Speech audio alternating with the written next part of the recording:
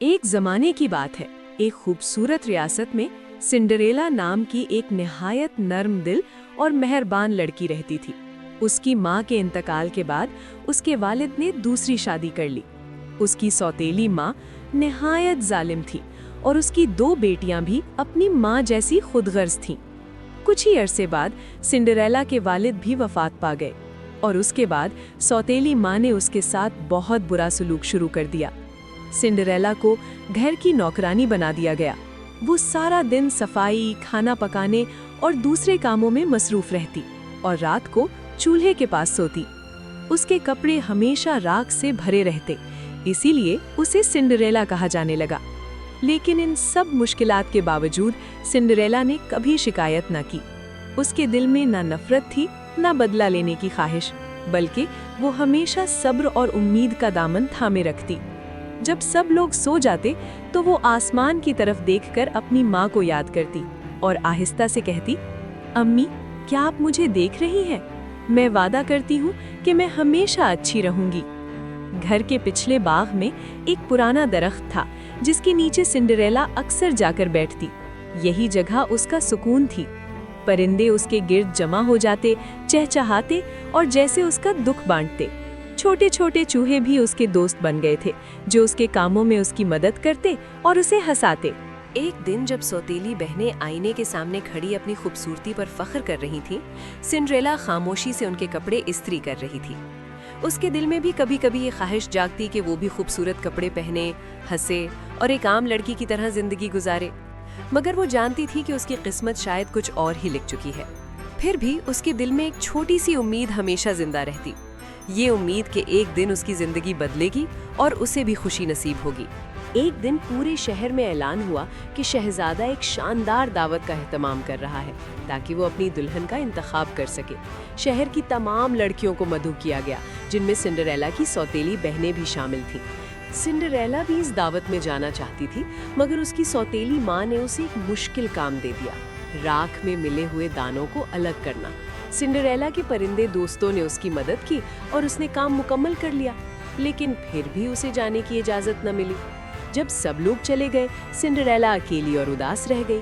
वो आहिस्ता आहिस्ता घर के पिछले बाग में गई और उस दरख्त के नीचे बैठ गई जहां वो अक्सर अपने दिल की बातें किया करती थी। उसकी आंखों में आंसू थे, मगर उसके दिल में अभी भी एक हल्की सी उम्मीद बाकी थी। उसने आसमान की तरफ देखा और धीमी आवाज में कहा, काश मैं भी इस दावत में जा सकती, सिर्फ एक बार, सिर्फ एक रात के लिए। हवा आहिस्ता आहिस्ता चलने लगी, जैसे उसके दुख को महसूस कर रही हो। दरख्त के पत्ते सरसराने लगे और अचानक एक नर्म सी रोशनी उसके सामने जाहिर हुई। सिंडरेला ने चौंक कर देखा, उसके आंसू रुक गए और दिल में एक अजीब सी उम्मीद जाग उठी। घर के अंदर सन्नाटा था और बाहर शहर खुशियों से जगमगा रहा था। दूर से मौसीकी की आवाजें आ रही थीं, हंसी गूंज रही थी और हर तरफ रोशनी ही रोशनी थी। सिंडरेला ने एक लम्हे के लिए आंखें बंद की और खुद को उस महफिल में तसव्वुर किया, खूबसूरत लिबास में, मुस्कुराते हुए, जैसे वो भी उस खुशी का हिस्सा हो। इसी लम्हे उसकी जिंदगी बदलने वाली थी। उसी वक्त एक मेहरबान परी नमूदार हुई। उसने अपनी जादुई छड़ी घुमाई और एक कद्दू को सुनहरी गाड़ी में बदल दिया, चूहों को घोड़े बना दिया और सिंडरेला के पुराने कपड़ों को एक खूबसूरत लिबास में तब्दील कर दिया। परी ने खबरदार किया, याद रखना, ये जादू रात के 12 बजते ही खत्म हो जाएगा। सिंडरेला दावत में पहुंची तो सब उसकी खूबसूरती देखकर हैरान रह गए। शहजादा खास तौर पर उससे मुतासिर हुआ और उसके साथ सारी रात रक्स करता रहा। लेकिन जैसे ही 12 बजने लगे, सिंडरेला जल्दी से वहां से भाग गई और जल्दी में उसकी एक शीशे की जूती वहीं रह गई। जैसे ही वो महल की सीढ़ियां उतर रही थी, उसका दिल तेजी से धड़क रहा था।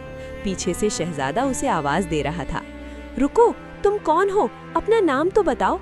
मगर सिंडरेला रुके बगैर दौड़ती रही, क्योंकि वो जानती थी कि वक्त खत्म होने वाला है। जैसे ही घड़ी ने 12 का घंटा बजाया, जादू आहिस्ता आहिस्ता खत्म होने लगा। सुनहरी गाड़ी दोबारा कद्दू बन गई, घोड़े चूहे बन गए और उसका खूबसूरत लिबास फिर से पुराने कपड़ों में बदल गया। वो तेजी से घर पहुंची और खामोशी से अपने कमरे में जा बैठी, जैसे कुछ हुआ ही ना हो। इधर महल में शहजादा बेचैन खड़ा था। उसके हाथ में वो शीशे की जूती थी जो सिंडरेला छोड़ गई थी। वो बार बार सीढ़ियों की तरफ देखता, जैसे वो उम्मीद कर रहा हो कि वो लड़की वापस आ जाए। उसके दिल में एक अजीब सी कैफियत थी। वो उस अनजान लड़की को भुला नहीं पा रहा था।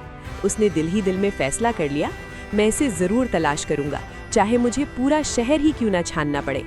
इसी जूती के साथ एक नई कहानी शुरू होने वाली थी। शहजादा उस पुरस्कार लड़की को ढूंढने के लिए पूरे शहर में निकल पड़ा। उसने ऐलान किया कि जिस लड़की के पाँव में वो जूती फिट आएगी, वो ही उसकी दुल्हन बनेगी। जब वो सिंड्रेला के घर पहुंचा तो उसकी सौतेली बहनों ने जूती पहनने की कोशिश की, मगर वो नाकाम रही। आखिरकार सिंड्रेला को भी मौका दिया गया और जूती उसके पाँव में बिल्कुल फिट आ गई। सिंड्रेला ने दूसरी जूती भी दिखाई, जिससे सबको यकीन हो गया कि वही वो लड़की है। शहजादा उसे पहचान गया और जल्द ही दोनों की शादी हो गई। सिंड्रेला ने अपनी सौतेली माँ और बहनों को माफ कर दिया और खुशी खुशी अपनी नई जिंदगी गुजारने लगी। ये कहानी हमें सिखाती है कि सब्र, नेकी और उम्मीद हमेशा कामयाबी की तरफ ले जाती हैं। शादी के बाद सिंड्रेला की जिंदगी बिल्कुल बदल गई, मगर उसका दिल वैसा ही नर्म और मेहरबान रहा। वो महल में रहते हुए भी कभी अपने माजी को ना भूली।